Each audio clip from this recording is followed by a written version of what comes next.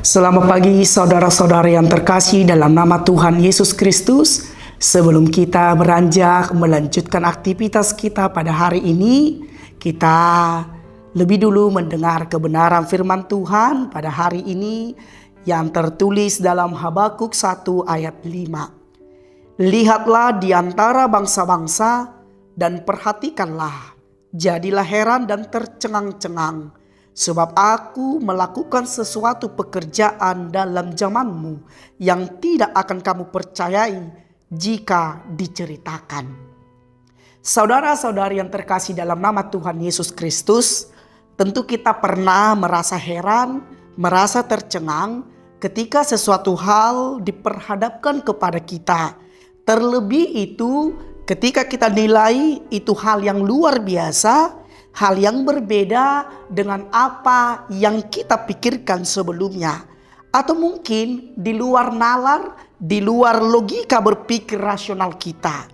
Tentu saja hal itu wajar dan siapapun di antara kita boleh-boleh saja mengalami atau berada dalam fase itu.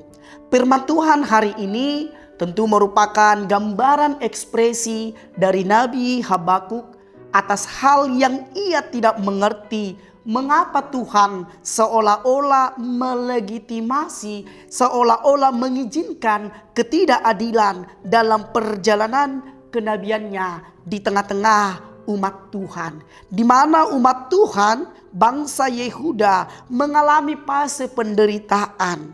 Di sana tergambar bahwa Tuhan dengan otoritas mutlaknya memakai bangsa Babel untuk menyatakan hukuman Tuhan, yaitu orang-orang Kasdim yang akan menghancurkan dan membinasakan bangsa Yehuda. Tentu hal itu sangat tidak masuk akal, sangat sulit dipercaya secara rasional atau akal pikiran kemanusiaan.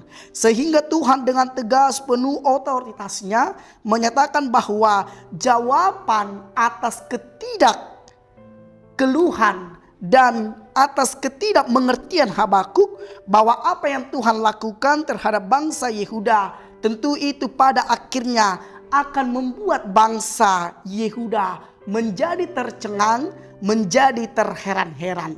Tuhan sebagai Maha Adil tentu akan melakukan sesuatu yang di luar kendali bangsa itu.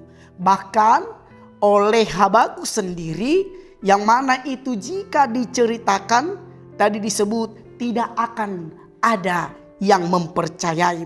Sungguh kuasa, rencana, kehendak, dan misi penyelamatan Allah tentu di luar kendali manusia. Tidak satupun dunia ini oleh manusia, oleh nabi, oleh kita pada konteks zaman sekarang yang mampu mengintervensi kehendak Allah itu.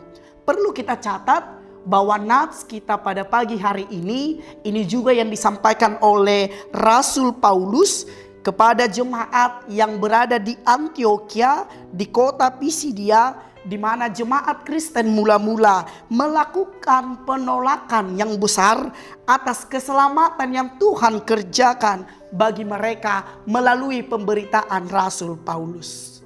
Saudara-saudari yang terkasih dalam nama Tuhan Yesus Kristus, lalu apa yang mau kita imani melalui firman Tuhan hari ini? Yang pertama, sama seperti Habakuk, kita sering tidak dapat memahami kehendak, jalan, pekerjaan Tuhan dalam hidup kita.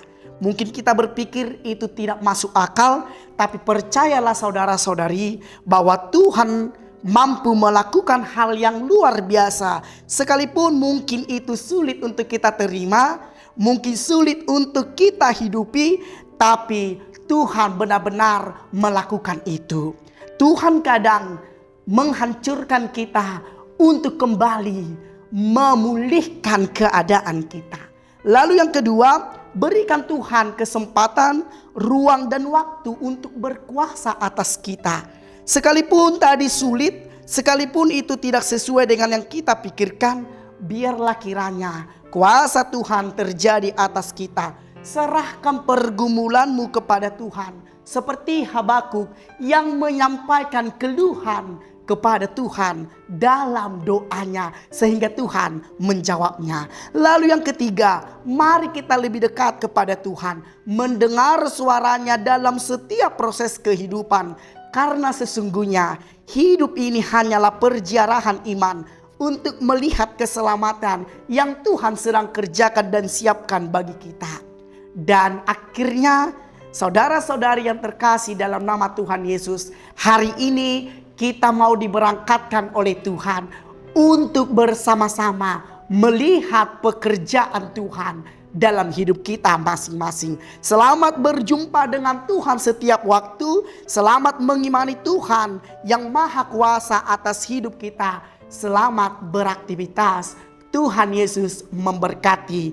Amin. Kita berdoa. Terpujilah Engkau Tuhan karena kuasa-Mu yang besar. Sama seperti Nabi Habakuk yang melihat bahwa pekerjaan-Mu itu adalah otoritas mutlak dari keilahian-Mu. Itulah kiranya ya Tuhan yang boleh kami imani, yang boleh kami kerjakan dalam hidup kami masing-masing. Untuk itu ya Tuhan, Engkau yang memberkati kami lepas pribadi jemaat HKBP Duren Sawit, agar kiranya kami dapat melakukan pekerjaan baik dan melihat kebesaran-kebesaran-Mu dalam proses kehidupan kami, sekalipun itu dalam penderitaan. Terpujilah Engkau Tuhan hari ini, esok sampai selama-lamanya. Anugerah dari Tuhan kita Yesus Kristus dan kasih dari Allah Bapa dan persekutuan dari Roh Kudus, itulah kiranya menyertai kita sekalian. Amin.